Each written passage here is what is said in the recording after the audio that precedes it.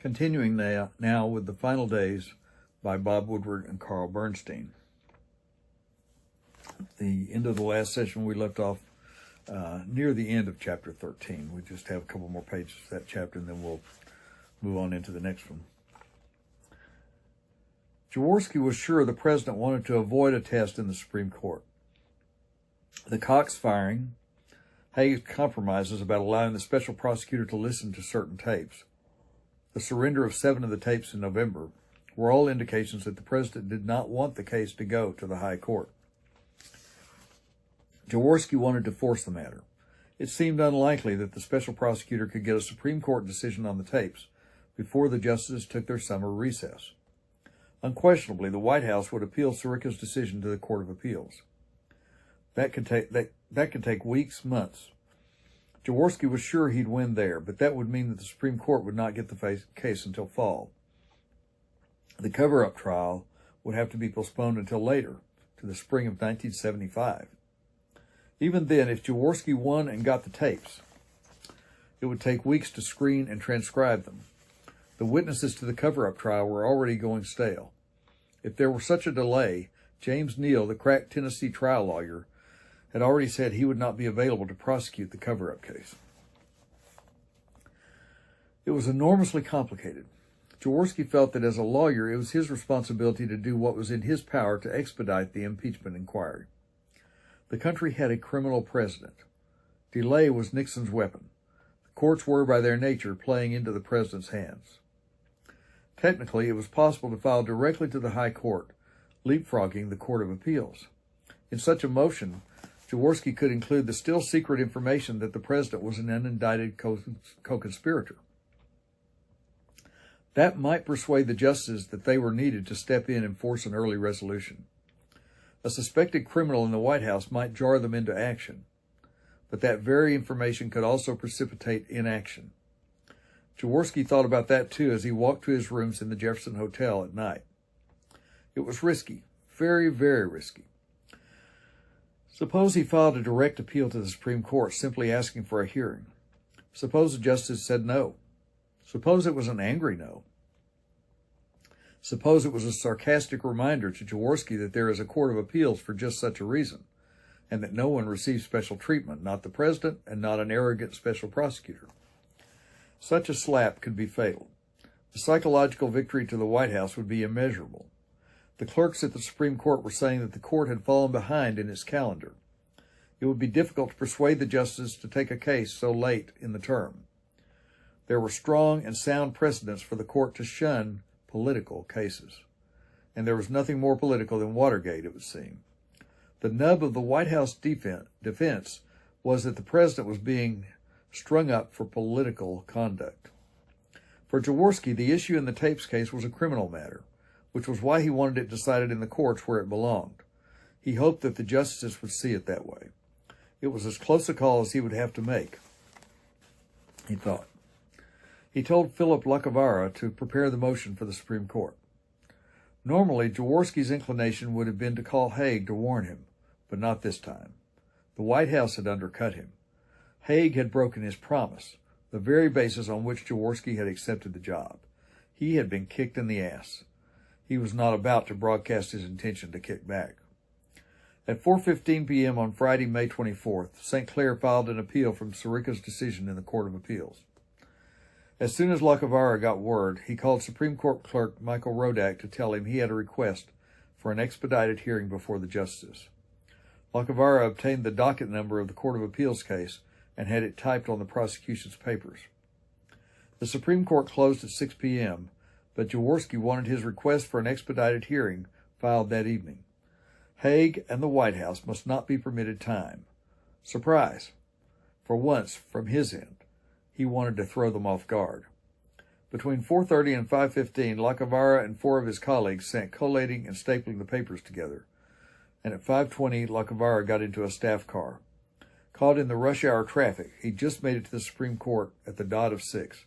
Rodak was there waiting in his shirt sleeves. Done. Big casino, James Doyle, Jaworski's spokesman, called it. Big casino, James Doyle, Jaworski's spokesman, called it. And thus ends chapter 13, and we move right on into chapter 14. The small man with thinning hair and a scholarly, meek look sat behind the cluttered desk in the west wing of the White House. His slightly rumpled suit, inexpensive white Dacron shirt, and drooping black socks seemed out of place in the exquisitely furnished office. Around him were the historic keepsakes of 5 years of whirlwind diplomacy. Contemporary art hung on the walls, and marvelous oriental rugs lay on dark blue wall-to-wall carpeting. 4-foot-high stacks of papers bulged from folders marked Top Secret. They were piled all across the desk. It was the office of Dr. Henry A. Kissinger, Secretary of State of the United States and National Security Advisor to the President. The gentleman sitting at Kissinger's desk was Air Force Major General Brent Scowcroft, one of the Nixon administration's most powerful men. As Kissinger's deputy at the National Security Council, Scowcroft used Kissinger's White House office whenever it was vacant. His own office was tiny by comparison, so small that given the height of the West Wing ceilings, it was neither as long nor as wide as it was tall. Scowcroft used Kissinger's office with its comfortable blue sofa, matching armchairs and conference table with 6 chairs arranged around it, to hold meetings, greet visitors, and conduct the routine business of international affairs in Kissinger's absence. He operated at the very center of power in the Nixon administration. No one had closer or more regular contact with Nixon, Haig, and Kissinger. When Kissinger was out of the country, Scowcroft conducted the president's daily briefing, keeping him posted on Kissinger's dealings abroad and on diplomatic and military developments. Scowcroft was in almost constant touch with Haig. When Haig had left as Kissinger's deputy to become Army Vice Chief of Staff in January 1973, Scowcroft, who was then the president's military aide, had succeeded Haig at NSC. Since he had returned to the White House in May 1973 as the president's chief of staff, Haig had taken pains to keep Scowcroft well briefed about those aspects of the decision-making process which the president and Kissinger were unwilling to disclose. Remembering the usefulness of his own direct ties to Haldeman during the first 4 years of the Nixon administration, Haig knew how valuable that sort of information could be. Kissinger's highly personalized, secretive style often cut his deputy out from important developments and plans. Independent lines of communication were essential. Scowcroft picked up the phone. It was Kissinger. On May 29, 1974, he was well into his 32nd day in the Middle East and had endured a month of grueling shuttles between Damascus and Jerusalem, seeking disengagement of the Israeli and Syrian forces in the Golan Heights. The phone line was not secure, so Kissinger chose his words carefully, but he made it clear to Scowcroft that he had very good news. A top-secret teletype message would follow at once. Without waiting for the coded message, Scowcroft walked to the Oval Office to alert the president. It was just before 9 a.m. The Middle East negotiations had been successful at last. Among other things, this meant that Nixon could soon embark on his trip to the Mideast. For more than a month, Scowcroft had been dealing with the contingency that the president might visit Israel and the Arab states. He had chaired secret meetings with the White House advance team, who could now begin the arrangements. The meetings were so secret that the first had been held in the military situation room in the West Wing basement. For a month, the trip had been on one moment and off the next, just as the prospects for a settlement had risen and fallen. The president had awaited each development with unusual concern. He wanted a respite from Watergate, an opportunity to display himself as a statesman, the peacemaker, rather than an embattled president struggling against impeachment. Now, with the success of the negotiations, it was at last possible. 6 blocks west of the White House, in a wood-paneled suite next to Kissinger's State Department office, Lawrence Eagleburger was getting the same good news that morning. As Kissinger's principal deputy at State, Eagleburger, too, would begin to make the formal arrangements for Nixon's trip, laying the foundations through the appropriate diplomatic channels.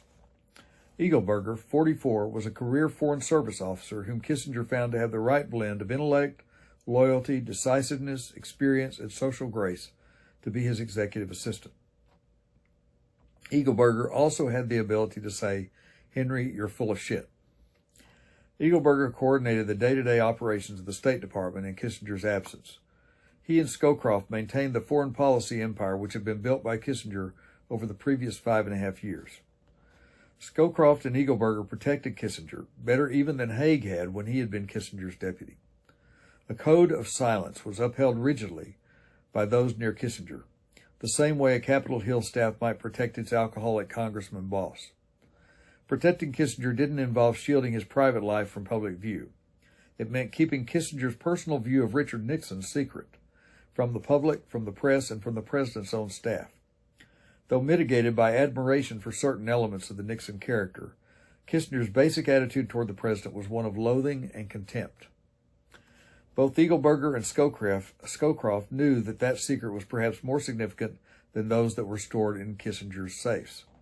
Its disclosure could destroy Kissinger, they felt, and the country's foreign policy as well. As the Watergate crisis intensified, keeping Kissinger in office came to be viewed by some, and that included Kissinger, Scowcroft, and Eagleburger, as essential to the national security. The three of them doubted that Nixon could handle foreign affairs without Kissinger. They believed that the key to America's foreign policy was not only Kissinger's experience and intellect, but also his stature. It was a balancing force against Nixon. If Nixon were to run foreign affairs without Kissinger, they reasoned, the sloppiness that marked his handling of Watergate, particularly the cover-up, would leave its mark on foreign policy. Neither Eagleburger nor Scowcroft thought that all of Kissinger's negative feelings toward the president were justified. His frequent descriptions of Nixon as irrational, insecure, and maniacal could at times just as easily apply to Kissinger as to the president, they believed. But at least Kissinger was not sloppy. Even at his worst, Kissinger was less dangerous. Each knew the strange history of the Nixon-Kissinger relationship intimately. What they hadn't heard from Kissinger himself, they had picked up from Haig and others at NSC and State. Yet not even their knowledge was sufficient to explain the incomprehensible behavior of these two men.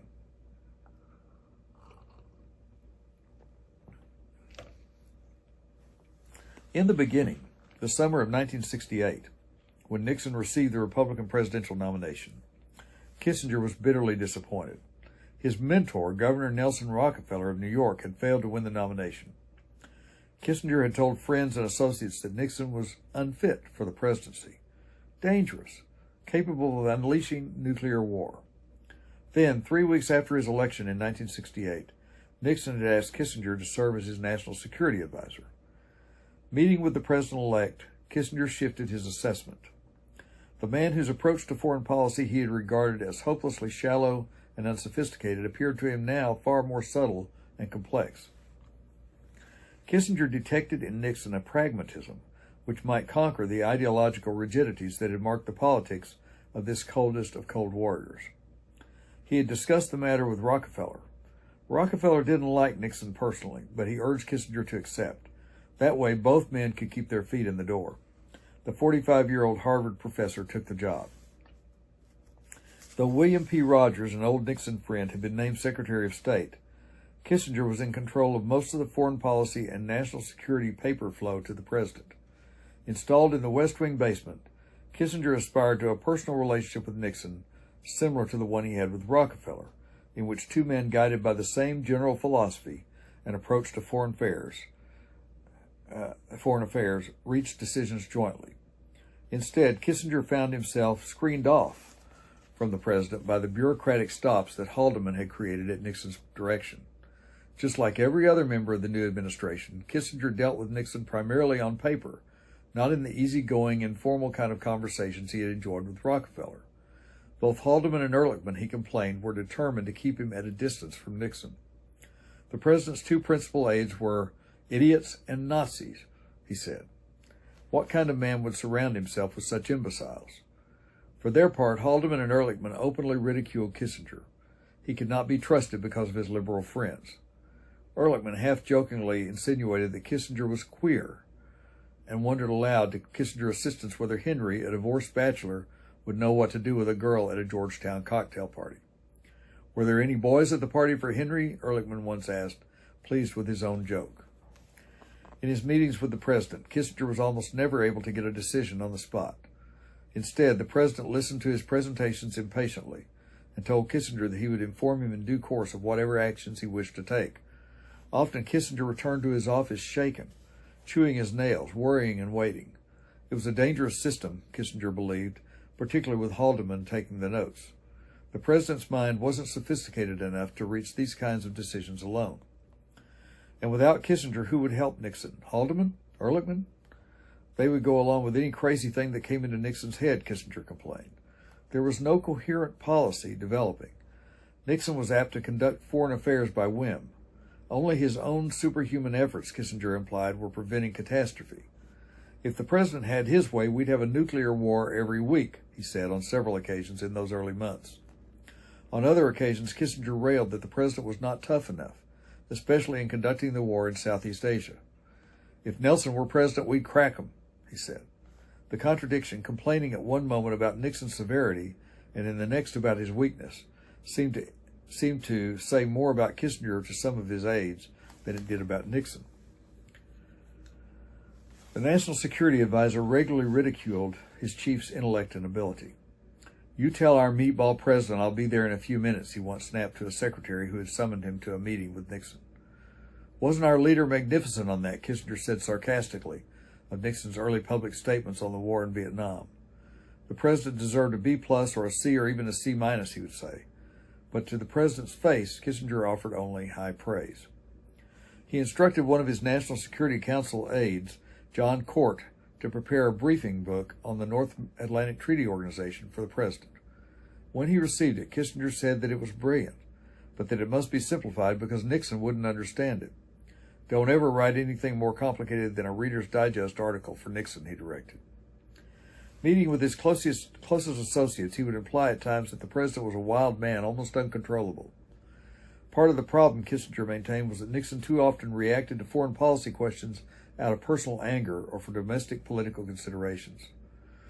At first, very little direct information got back to the staff to corroborate Kissinger's unflattering and alarming portrait of the president, but there was some supporting evidence.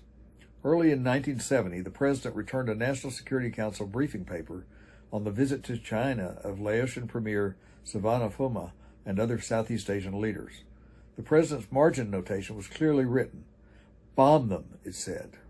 On another occasion, Nixon was presented a serious NSC option paper on Korea that contained a series of mutually exclusive alternatives, and he had checked all of them. This time it was Haig, Kissinger's chief deputy, who expressed concern. "What are you supposed to do when the president screws up?" he asked. Meeting with India's Prime Minister Indira Gandhi, Nixon made it evident that he did not know where one of India's principal states, Bengal, was. Kissinger cited the incident as one more example of Nixon's second-rate mind. Still, Kissinger's assistants knew his habit of making scathing, derogatory comments about nearly everyone. Each had heard himself called a second-rate mind or worse. The security advisor had referred to one colleague as a psychopathic homosexual. This had caused Leonard Garment to say, "Henry's characterizations are like his girlfriend's, affectations." In the National Security Council offices in the White House basement, there was a continual flow of nasty comments about people, many from Kissinger. But he felt the intense pressure, too. "I have a constituency of one man," Kissinger told his aides. Reaching out to Nixon, Kissinger sought admission to the inner circle. In 1969, one issue dominated all others: Vietnam. Elected on a pledge to end the war, Nixon meant to operate on all fronts, and Kissinger opened up secret peace negotiations in Paris with representatives of North Vietnam. At the same time, Nixon and Kissinger were secretly formulating a plan to escalate the war. And in a footnote, they write, Kissinger developed a top-secret plan, the November option. It called for mining the harbor of Haiphong and bombing North Vietnam on a massive scale. He labored personally over the most minute details. He calculated the exact times for bombing certain facilities when the fewest number of civilians would be endangered. Implementation of the plan, Kissinger said, would be a brutal blow to the enemy. But the president, concerned about the powerful anti-war movement that had savaged Lyndon Johnson, held back and did not put the plan into effect until much later. And we're bumping up against the 20-minute mark, so I'm going to stop there for now.